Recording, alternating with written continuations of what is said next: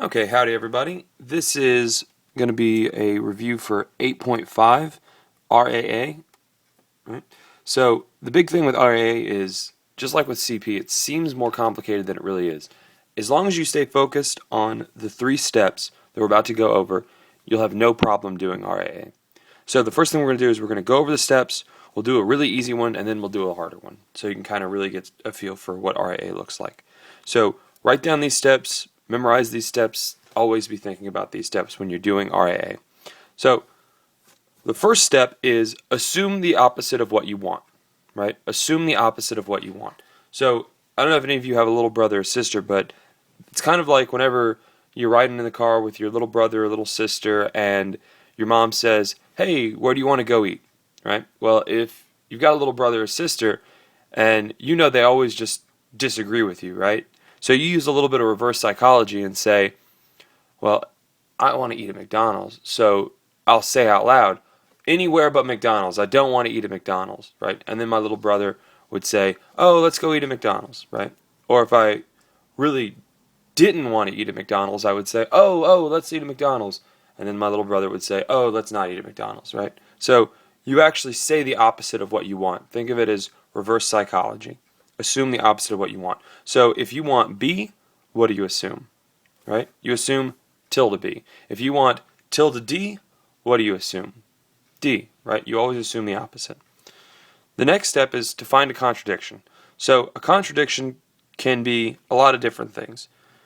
But essentially what it is 2 statements or 2 letters on a single line which contradict each other. So an example of what a contradiction might look like, A and tilde A, right? That's impossible. You can't both have apples for dinner and not have apples for dinner.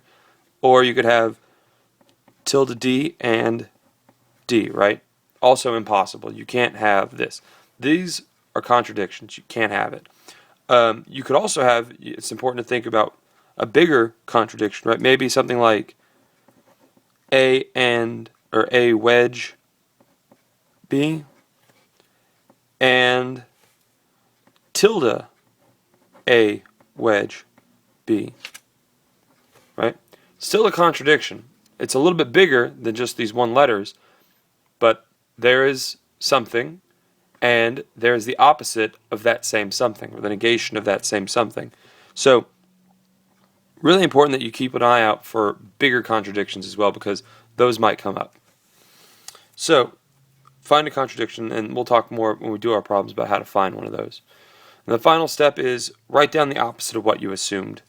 Right? So if you assumed A in step 1, when you get to step 3 after you find your contradiction, write down tilde A. If you assume tilde D for step 1, write down D. Right? So that's all just kind of overview. It's much easier to understand the steps if you actually see them in practice. So let's do a problem, and you can actually get a hold of what we're talking about. So looking at this right here, I'm thinking, okay, what can I do? Well, I've only got 2 lines, so I'm thinking, okay, maybe I can do, there's really not anything I can do. I could use maybe some of my equivalency rules, right? I could use contraposition and flip this guy around. I could use maybe double negation and all kinds of weird stuff. But at the end of the day, I'm not going to be able to get anywhere. So the way you know how to use RAA is that you're stuck. You can't go anywhere. And when you get stuck, it's time to make an assumption. So I recognize right off the bat that this is most likely going to be an RAA problem. 1, because there's really nothing I can do that's going to get me closer to B. And also the conclusion is very small. It's just 1 letter, right? When your conclusion is like this, or maybe if it was like tilde B, then you know, hey, RAA might be the way to go, right? It's not guaranteed to RAA be required, but it's a good clue. So I'm going to do RAA. Step 1, assume the opposite of what you want. Well, what do I want? Right? I want B. So assume the opposite of what I want, so I assume tilde B. That's all there is to it. And my rule out here just says assume. Now, whenever I start making an assumption, I also draw a line out to the left, indicating that everything I'm doing for now is operating under or based off of an assumption. So we'll show you how to get rid of that line at the end. So now I've got an extra line to work with. Well, what can I do maybe? Well, I see a couple of different things I could do. I could do ds to line 1. Right? I can get h. So that's 1 and 3. ds. Well, that's good. Okay, what can I do now? Well, look at that. I could get, let's see, I could do actually two things. Let's try it like this first. I could get tilde h, right, from lines 2 and 3 mt. Now I've got that contradiction. I've got an h and I've got tilde h. So that is impossible, right? You can't have both these things.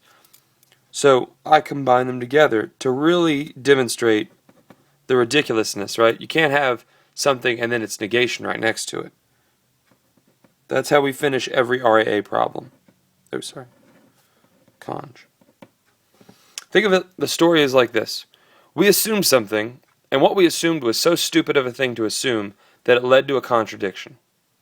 And therefore, because it led to a contradiction, we know the exact opposite of what we assumed is true. That's the story.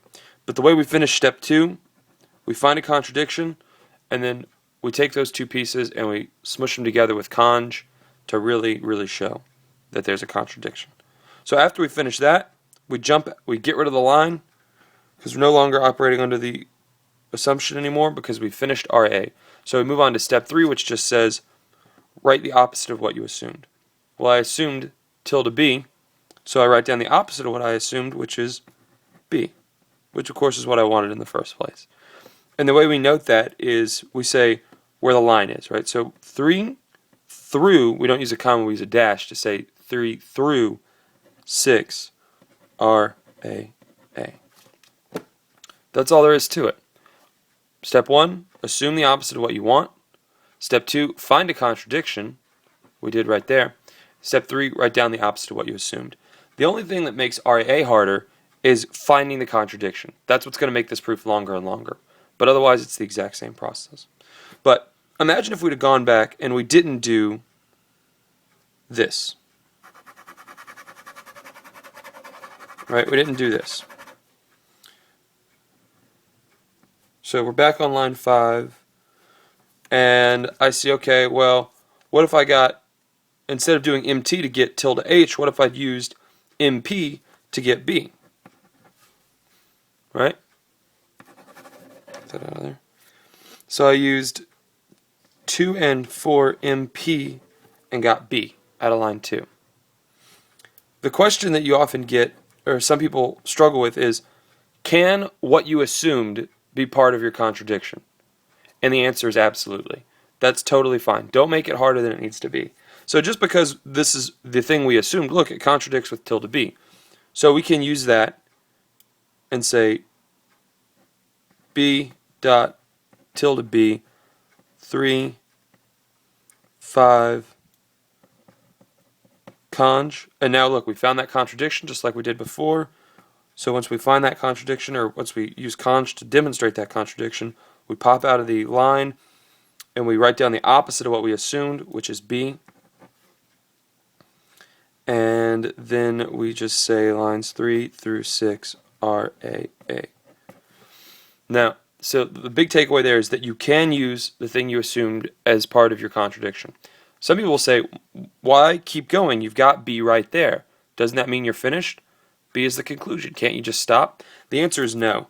Because as long as you have this line out to the left, what you're saying is you're basing your proof off of something you essentially made up, right? You assumed this. So you can't stop until you not only have your conclusion, but you have your conclusion outside the line. So we couldn't stop right there because there was a line right here saying, you're basing this off of something you made up. So it doesn't matter which contradiction we get. We can go with the H's, like we did the first time. We can go with the B's the second time. Either way is correct. Just remember your 3 steps and you'll have it, no problem. So let's try a slightly more difficult proof.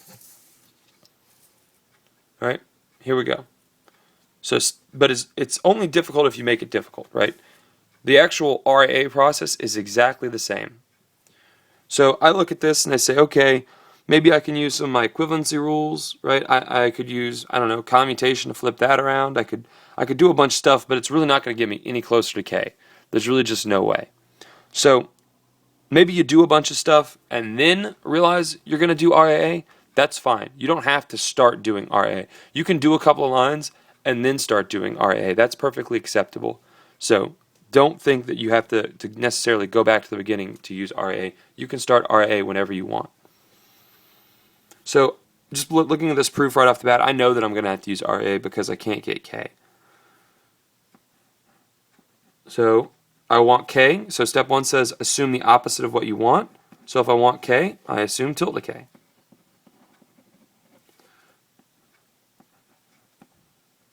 Right? And so now I've got tilde K. Well, what can I do? Well, there's a match right there for modus tollens. Make sure you're following it correctly, right? We add a tilde to the left side.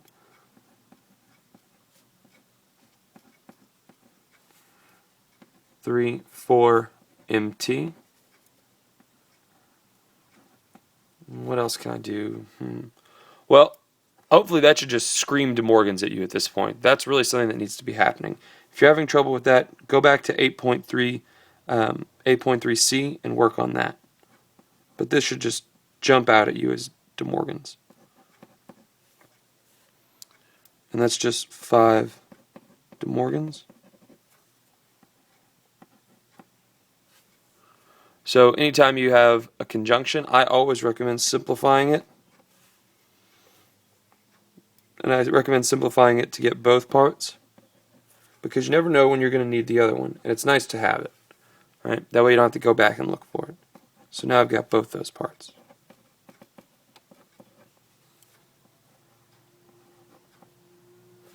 So what can I do now? One thing that's really, really strategically important is to always remember to go back and look at your premises. We're messing with this stuff, but always, if you haven't used one of your premises, go back and take a look. Odds are you might need it. So look at that. I've got a match all the way, this big gap, 1 to 8. Lets me get T. Still moving, still staying focused on finding that contradiction. For step 2, still staying focused on finding that contradiction. Well, that lets me get B and H, 2 and 9 MP. Oh, look at that. I'm close. Get B from line 10 sim. And now, always staying focused, I've got that tilde B and I've got that B.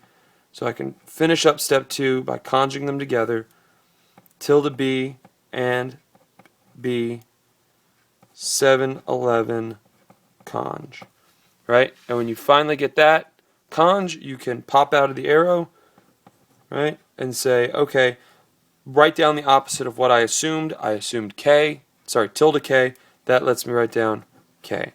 And the note is 4 through 12, because that's where the line goes. RAA. Assume the opposite of what you want, find a contradiction, write down the opposite of what you assumed. The only hard part is just finding the contradiction. That's the only thing that's going to get longer. My tip is just do the rules, and a contradiction is going to fall out as long as you apply the rules correctly. So that's RAA. Just remember, do some practice problems. 8.5 Section A is really good for that. If you guys got any questions, shoot me an email. Good luck.